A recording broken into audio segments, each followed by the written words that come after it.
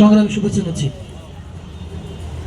প্রিয় উপস্থিতি, আসলে আজকের এই প্রোগ্রামে আমার সম্পূর্ণটাই শেষ করে যাওয়ার কথা ছিল। আমার ব্যক্তিগত আরেকটি ইম্পর্টেন্ট কাজ থাকে, কারণ আমার চলে যেতে হচ্ছে, তাই আমি আগে এসে বক্তব্য দিয়ে যাচ্ছি।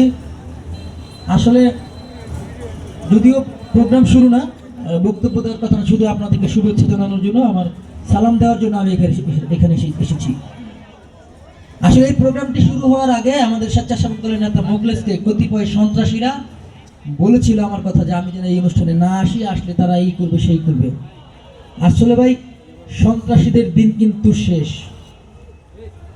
জাতীয়তাবাদের বাংলাদেশ, আমাদের দেশ নায়ক তারেক রহমান বলেছে, যদি তুমি ভয় পাও তবে তুমি শেষ, আর যদি তুমি রুখে দাঁড়াও তবে তুমি বাংলাদেশ। স্বৈরাচারের বিরুদ্ধে 17টি বছর আমরা আন্দোলন করে আমরা কিন্তু রাজপথে ভূমিকা রেখে এখন পর্যন্ত আমরা টিকে আছি।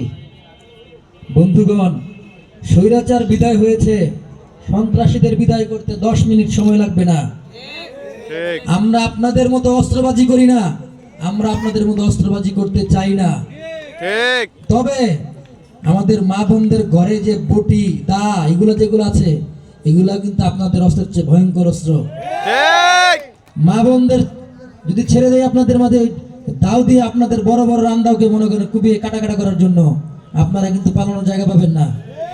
এখনো সময় আছে। গতকালকে রাত্রে আপনারা জানেন যৌথ বাহিনী অভিযান করেছে সন্ত্রাসীদের বিরুদ্ধে। সন্ত্রাসী অনেকদেরকে গ্রেপ্তারও করেছে, হয়তো ছাড়াও পেয়ে যাবে, কারণ মামলা মোকদ্দমাটা চলমান প্রক্রিয়া।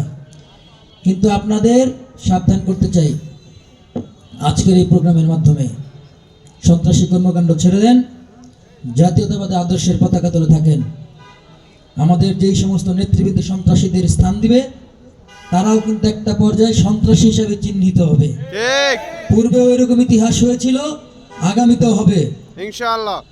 তাই সন্ত্রাসী বন্ধুদের বলবো, সন্ত্রাসীগিরি বাদ দিয়ে আমাদের মতো দেশের জন্য রাজনীতি করেন। আমরা দেশ ও জনগণের কল্যাণ করতে চাই, জনগণের সেবা করতে চাই।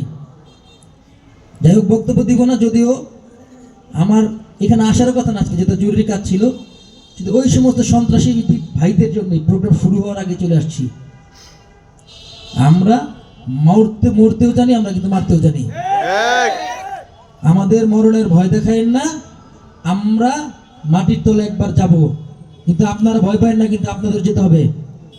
আপনাদের সকলের শুভবুদ্ধির উদয় হোক। আমাদের প্রাণপ্রিয় দেশ নেত্রী বেগম খালেদা জিয়া সুস্থ হয়ে বাংলাদেশের মাটিতে ফিরে আসুক।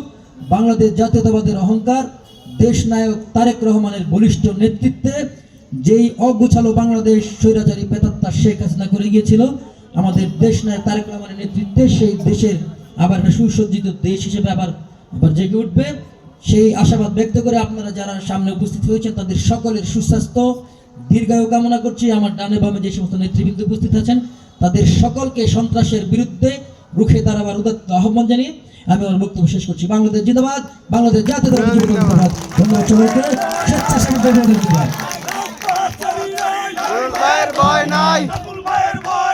রাজপথ ছাড়ি নাই,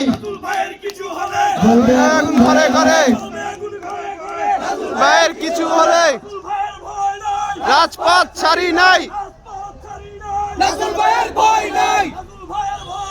রাজপথ ছাড়ি নাই। আওয়ামী লীগের গুন্ডারা হুঁশিয়ার সাবধান, আওয়ামী লীগের গুন্ডারা